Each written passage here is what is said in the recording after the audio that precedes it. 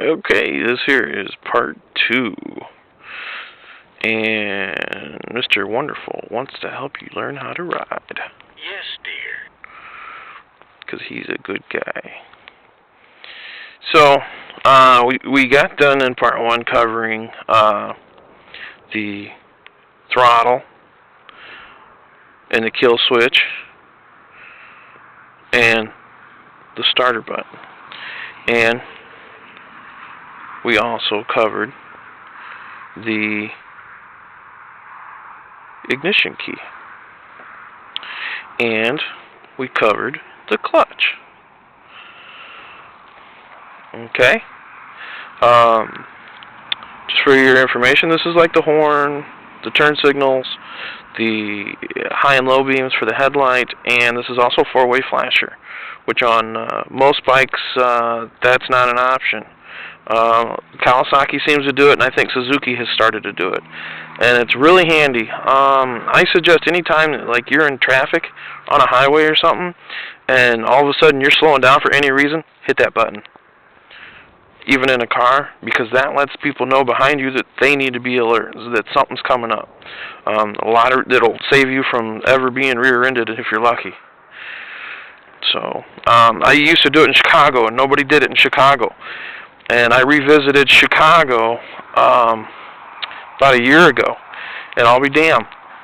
Anytime there was a big slowdown, everybody started turning on their 4-way flashers. I thought that was just the coolest thing. I don't know if it had anything to do with me, but I'll tell you, when I lived up there, nobody did it.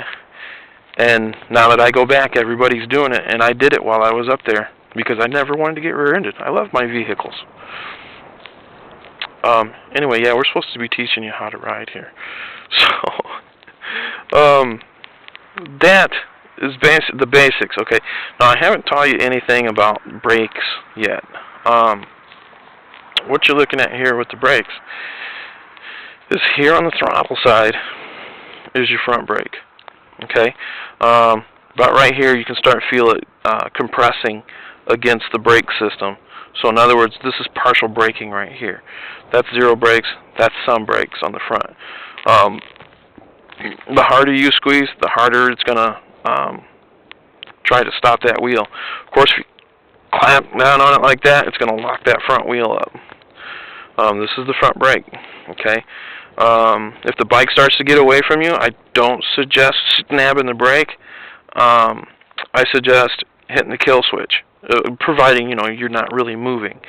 But if it starts to lurch forward or something, just to hit the kill switch, and and the bike should come to a stop fairly quickly when the kill switch, because what you'll have is if the engine's engaged with the rear wheel, then the compression of the engine will act as a brake on its own, and even if you kind of froze on the throttle, which some people do that, I'll warn you, is when they're first starting to learn, maybe they'll let the clutch out or something, and the bike will jump, and they'll freeze open the throttle. There's some actual videos of people really doing that, and flipping the bikes over, because it just takes off and flips the bike. But starting to get a crowd here, I don't know why. But I did this in a graveyard, and the reason I did it is just to kind of keep you alert that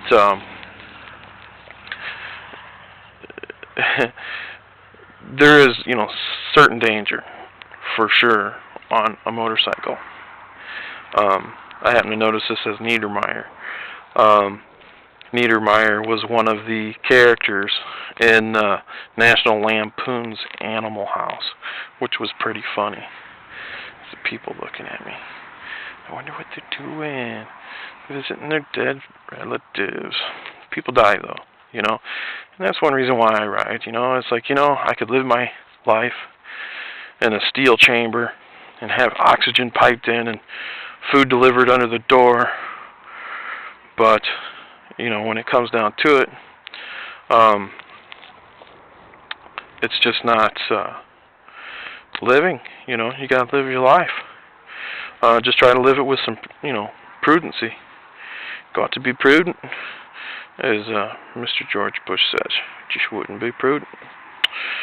So, we've covered the clutch, we've covered the throttle, and of course you know to practice with those.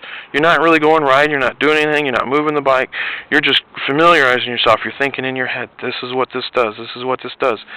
Twisting the throttle with the bike on is probably a good thing. It's probably like excite you too. If you're a woman, I'm sure you'll probably really enjoy a nice stiff seat. But anyway, yeah, and we went over here on the front brake. You never really want to nab on that brake.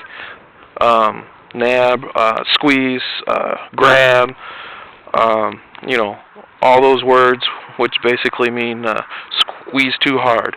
You don't want to ever squeeze it too hard, you know, until you're really familiar with it. Of course, you know, once you get riding, you know, play with it, you know, hit it kind of fast. Sometimes what I'm doing when I'm riding is I'll hit it like that real fast, and my front wheel will actually stop for a millisecond and like leave a little black mark, you know, and the bike will dive forward, you know. But it's playing with things, you know, that will teach you what things do.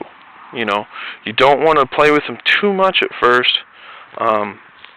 You know, just do a little at a time. You know, just kind of get yourself familiar. You're familiarizing yourself with the bike and its functions.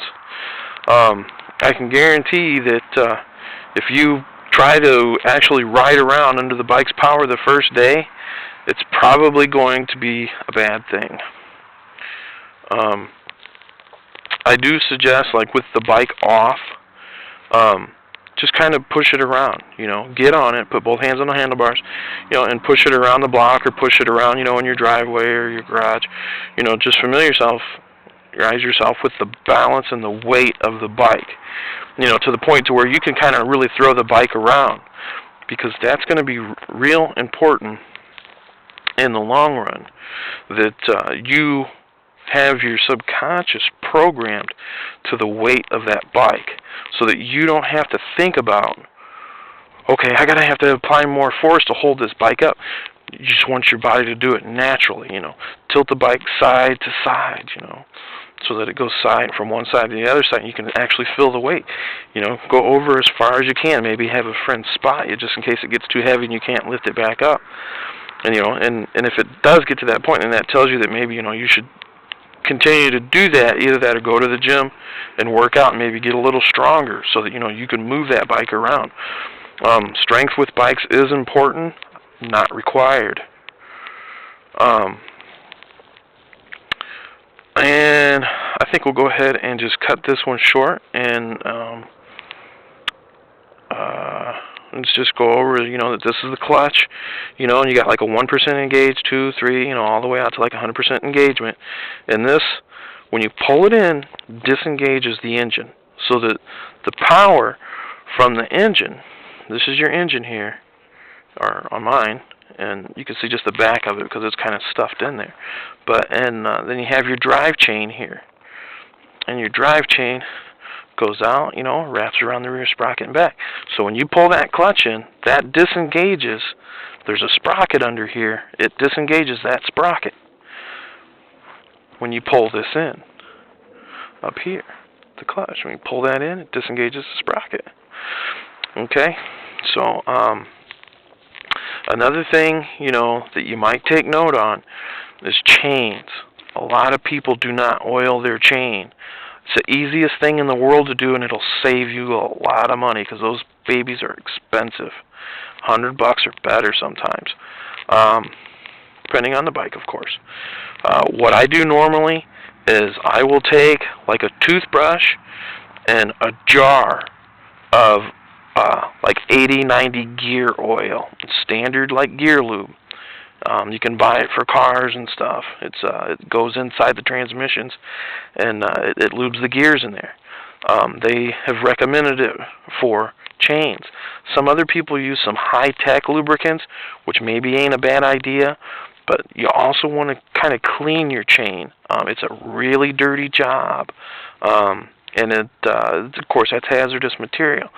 So if you can get your hand on some shop gloves, you know, they're like real thick rubber, and they protect your skin. And also, you know, it gets under your nails really bad. See how bad it is under my nails? But we're going to cut the video here, and we're going to go on to part 3. Have a good day. Say goodbye, Mr. Wonderful. You've been on my mind all day. That's why I bought you these flowers.